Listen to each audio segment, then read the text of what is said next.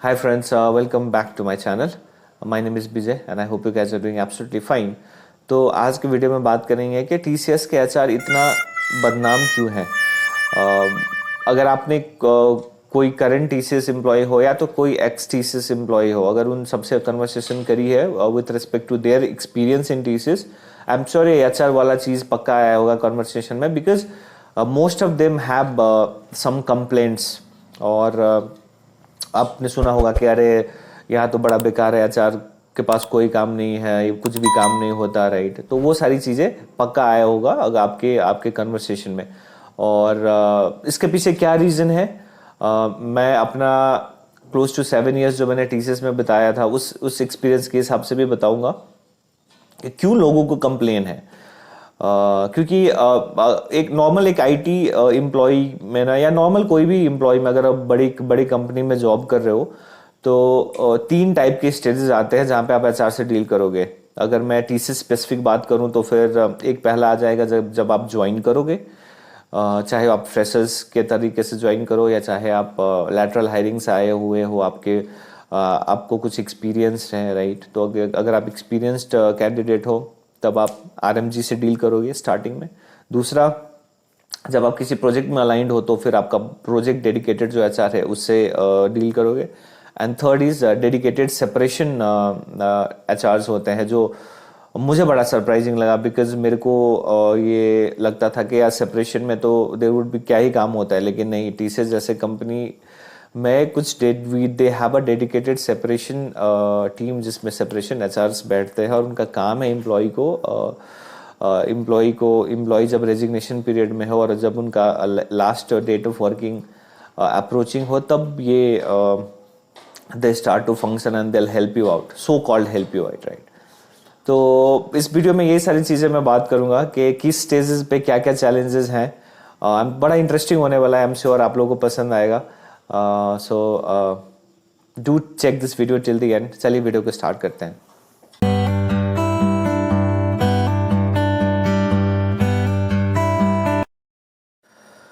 Right, तो जैसे मैंने आपको बताया 3 स्टेजेस हैं। अब पहले स्टेज की बात कर लेते हैं, ज्वाइनिंग टाइम। मान लो अगर आप फ्रेशर्स हो तो सबसे पहले चैलेंज क्या होता है कि आपकी ट्रेनिंग वगैरह हो गई, राइट। अब आपको प्रोजेक्ट नहीं मिलेगा क्योंकि इतना बल्क में हायरिंग होता है कि आपको प्रोजेक्ट नहीं मिलेगा। तो आप उसके लिए आपको डे टू डे बेसिस पे चैलेंजेस आएंगे। और अगर आप आरएमजी से जब भी आप काम करोगे, यार आरएमजी आपको जब भी अप्रोच करेगा with respect to allocation of a project, तो वहाँ पे आपका स्किल और आपका इंटरेस्ट कभी भी नहीं पूछा जाएगा, ठीक है। तो आप मान लो अगर आप कोडिंग में इंटरेस्टेड हो तो आपको ये सपोर्ट में डाल देंगे, राइट। मान लो अगर आप कोडिंग आपको पसंद नहीं है तो फिर ये आपको कोडिंग में डाल देंगे, राइट। तो मेरे कहने का मतलब है कि आपका इंटरेस्ट और आपका जो भी स्किल सेट पे जहाँ पे भी आपको इंटरेस्ट है कि मेरे को इस स्किल सेट पे काम करना है, या तो आपको थोड़ा बहुत उस स्किल सेट पे थोड़ा बहुत कमांड है, वो सारी चीज़ें बिल्कुल भी कहीं भी मैटर नहीं करेगी। इट्स जस्ट ऑन पेपर आपसे पूछा जाएगा कि आपका प्रायोरिटी क्या है, आप किस चीज़ पे काम करना चाहते हो, बस वो सिर्फ लिखने की बात है और कुछ नहीं है। तो ये सबसे बड़ा चैलेंज है, क्योंकि अब एज अ फ्रेशर्स तो यार आपका करियर ग्रो हो रहा है, तो once you are pushed into a technology या once you are pushed into specific skill set, फिर आपको मतलब अराउंड 90% लोग उसी को कंटिन्यू करते हैं ज़िंदगी भर, राइट। बहुत ही कम होते हैं 10% जो दे हैव दैट करेज के नहीं थोड़ा और ट्राई करेंगे कि अपना पिछला 2 साल, मान लो अगर आप उस प्रोजेक्ट में 2 साल काम कर रहे हो तो फिर उससे निकल के नहीं, मेरे को जो इंटरेस्ट में उसमें कंटिन्यू करना है, और वो करते हैं, बहुत रेयर होते हैं, राइट। नॉर्मली मैंने जैसे बताया 90% लोग जिस स्किल सेट से वो घुसते हैं कॉर्पोरेट वर्ल्ड में उसी में कंटिन्यू करते हैं।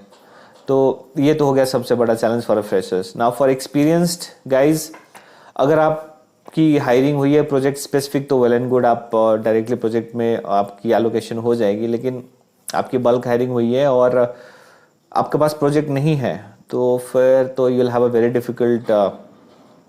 Difficult life. मेरे को अपना एक्सपीरियंस याद है जहाँ पे कुछ 2-2.5 महीने मेरे को प्रोजेक्ट नहीं मिला था जब मैंने TCS ज्वाइन करा था। एंड उस टाइम पे आपको आरएमजी से रोज़ मिलना पड़ता था, और आई एम श्योर अभी भी वही सिनेरियो होगा, क्योंकि चलो जब कोविड था तब तो रिमोटली था, कोई इशू नहीं है। लेकिन अभी के टाइम में आई एम श्योर जब ऑफिसेज खुल गए हैं और you are asked to come to office every day, तो फिर आपको आपको अभी भी आरएमजी से जाके रोज मिलना पड़ेगा।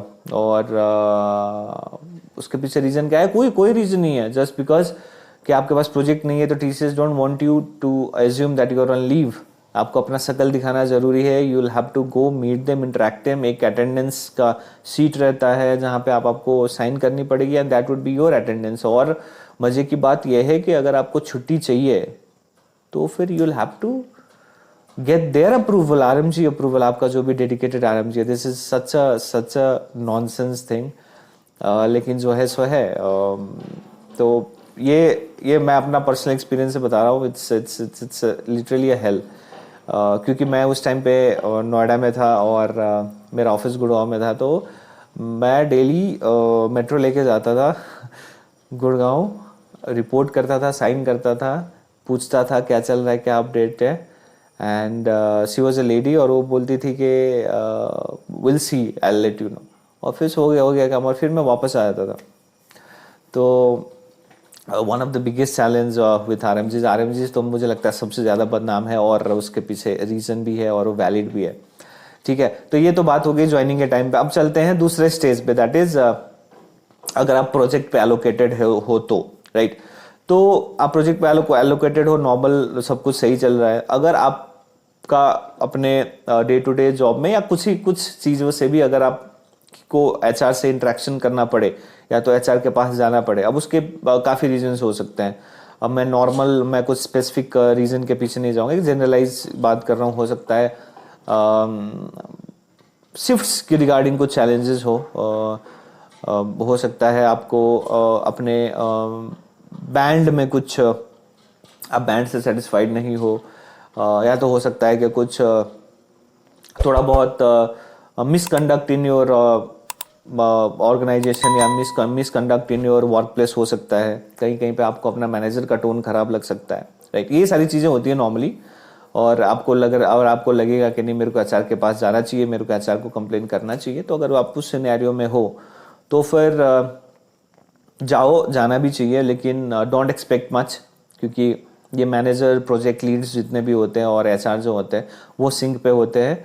और एक चीज़ हमेशा ध्यान रखना, जितने भी पॉलिसीज़ होते हैं, हालांकि उनको प्रोजेक्ट किया जाता है कि ये एम्प्लॉय फ्रेंडली पॉलिसी है, लेकिन अगर आप उस चीज़ को एक्सप्लोर करने जाओगे तो अल्टीमेटली आपको ये पता चलेगा कि each and every policy is employer friendly policy. उसको ऐसे ट्वीक कर देंगे कि आपको बिल्कुल समझ ही नहीं आएगा कि क्या हुआ। तो अल्टीमेटली अगर आप कुछ भी केस लेके जाओगे तो आपके बेनिफिट में वो आने का चांसेस इज लेस देन 1%, 99% ये जो आपका मैनेजर बोल रहा है या जो आपका प्रोजेक्ट लीड बोल रहा है, जो आपका टीम लीड बोल रहा है, राइट, वही चीज़ें होने वाली है, कुछ ज़्यादा चेंज नहीं होगा। तो ये तो बात हो गई आपकी प्रोजेक्ट स्पेसिफिक। अब बात कर लेते हैं, जब चलो आपके पास कुछ ऑप्शन आ गया, कुछ बाहर की अपॉर्चुनिटीज़ आ गई, आपने रिज़ाइन कर दिया। अब रेजिग्नेशन के बारे में बात करते हैं। टीसीएस में हम सबको पता है 90 डेज़ का नोटिस पीरियड होता है, और आपने रिजाइन कर दिया, मान लो आपने मेल डाल दी अपने मैनेजर को, रिजाइन कर लिया, आपका क्लॉक स्टार्ट हो चुका है, ठीक है। अब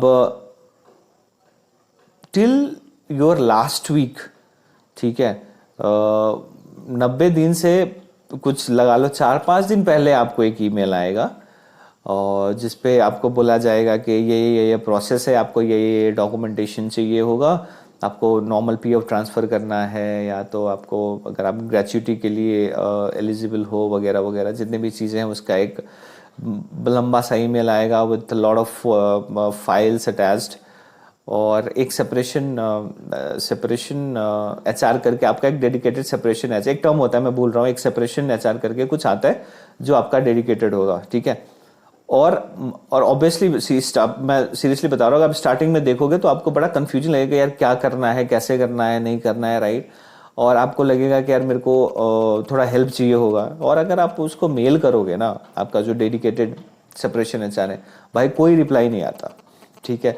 और उस टाइम पे ऐसा होता है कि थोड़ा एंग्जाइटी वाला फीलिंग होता है कि यार कुछ मिस ना हो जाए, कुछ ये ना हो जाए, क्योंकि सब कुछ ढंग से करना है, पीएफ ट्रांसफ़र करना है, सब कुछ प्रॉपर मेरे को अपना एक्सपीरियंस लेटर चाहिए वगैरह वगैरह चाहिए, टाइम पे चाहिए, राइट, कुछ डिले ना हो जाए, क्योंकि कहीं कहीं पे होता है कि आप जिस दिन आपका लास्ट वर्किंग डे होता है उसके वेरी नेक्स्ट डे भी हाई चांसेस है कि आपका डेट ऑफ ज्वाइनिंग हो, तो in your next company, right. तो ये सारी चीज़ें बड़ा ही एक एंग्जाइटी और पैनिक वाला सिचुएशन क्रिएट कर देता है, और आप जितना भी मेल करो वो भाई मेल का रिप्लाई ही नहीं आएगा।